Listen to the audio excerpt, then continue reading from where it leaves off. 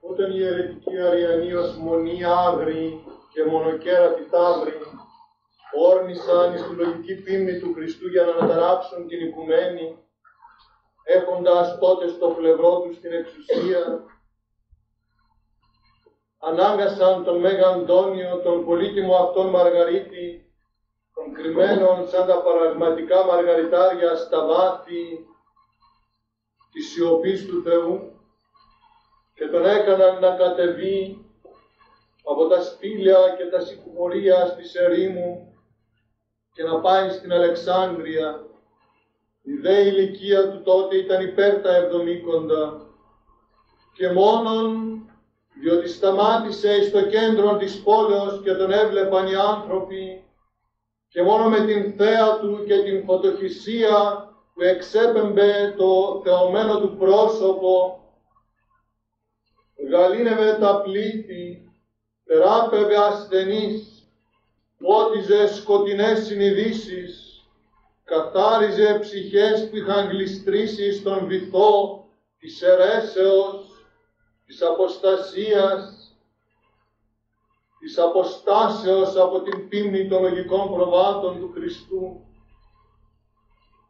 Αλλά ποιος είναι αυτός ο Αντώνιος, στον οποίο η Εκκλησία σήμερα γεραίρει και τιμά έναν άνδρα ισοστάσεων του ηλιού, μιμητήν του προδρόμου, πατριάρχη του μοναχισμού. Ήταν ένας νεαρός 19 ετών, μια Κυριακή μπήκε στην εκκλησία να εκκλησιαστεί. Ένα καθημερινό γεγονός που ο καθένας μας το έχει περάσει φορές τόσες που δεν θυμάται, αλλά διότι ούτε μία τρίχα από το κεφάλι μας δεν πέφτει απρονόητα, ούτε ένα δέντρο το φθινόπωρο που τα αρπάζει ο βοριάς και τα κατεβάζει κάτω, έτσι τίποτε τυχαίο και συμπτωματικό δεν υπάρχει για αυτόν που έχει μάτια και αυτιά. Και όταν μπήκε στην εκκλησία άκουσε το Ευαγγέλιο που έλεγε «Ως πιστεύει ο πίσω μου ακολουθεί να παρνησάς το εαυτόν και αράτω τον σταυρόν αυτού και ακολουθεί το μη». Όχι διότι οι πάντες πρέπει να κάνουμε το αυτό, αλλά για τον καθένα μας υπάρχει ο δρόμος μέσα του που θα να συναντήσει τον Χριστό και σε Αυτόν τους πάντας.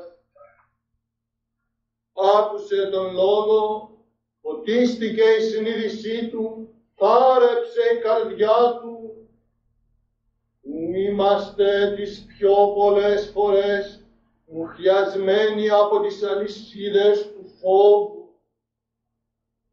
της μοναξιάς, που δεν νιώθουμε την παρουσία του Θεού να μας διαπερνά. Τον ένιωσε, αγκάλιασε τον λόγο του που δεν είναι ιδεατός, αλλά σαρκούται μέσα μας όπως από τον λόγο του Αρχαγγέλου σαρκώθηκε στην παρθενική λαγώνα της Θεοτόκου. Και τι έκαμε? Σχεδόν η Αίγυπτος ήταν η δική του, ήταν ο πλούσιος της εποχής του, τα μοίρασε όλα. Οι γονείς του είχαν φύγει από τον παρόντα αιώνα, τον απατεώνα, και είχε μια αδερφούλα.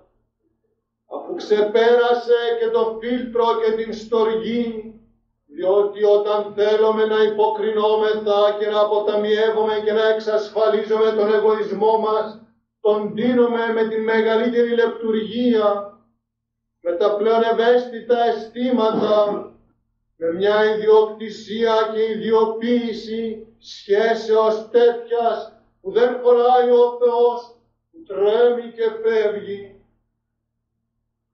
Ξεπέρασε το φίλτρο με πόθο και φίλτρο θεϊκό, όπως λένε οι αναβαθμοί της Εκκλησίας, όπου και ότι θερμότερον φίλτρον χρεωστούμε από τη μητέρα μας που μας κράτησε και μας αναγέννησε, διότι και εκείνη την ύπαρξή της και την δύναμη να μας αναστήσει την πήρε και την είχε και την έχει από τον Θεό.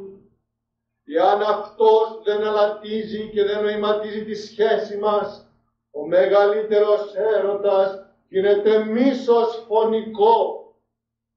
Πιο δυνατή σχέση γίνεται αποσύνθεσης. Δυο μόνον άνθρωποι υπήρχαν, παιδιά των πρωτοπλάστων, ο Άβελ και ο Κάιν. Ο Κάιν δεν είχε αεροπλάνα, δεν είχε υπόγειες δεξαμενές να απειλεί να τις ανατινάξει, που να καίγεται η γη χρόνια ολόκληρα. Αλλά και φμόνες και οι δεξαμενές της αβυσσαλέας καρδίας του που είχε σκοτιστεί ήταν χειρότεροι από τις απειλές του πολέμου που απειλείται δευτερόλεπτο με δευτερόλεπτο.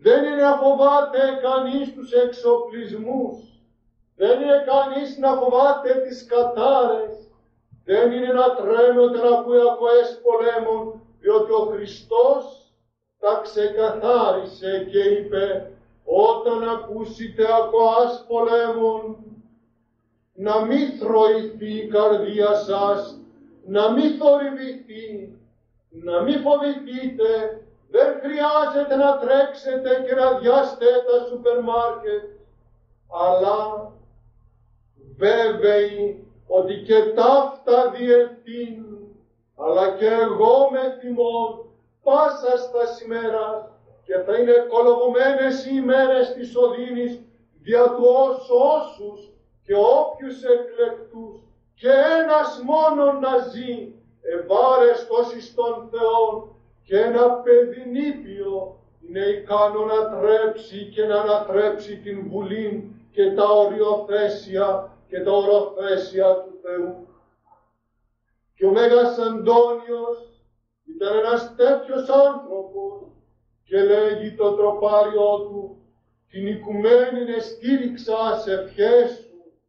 Άραγε δεν υπάρχει σήμερα ούτε ένα σαν αυτόν για να μπορέσει να σταματήσει, να αναχαιτήσει την οργή των μισωμένων προσώπων και λαών και εθνών.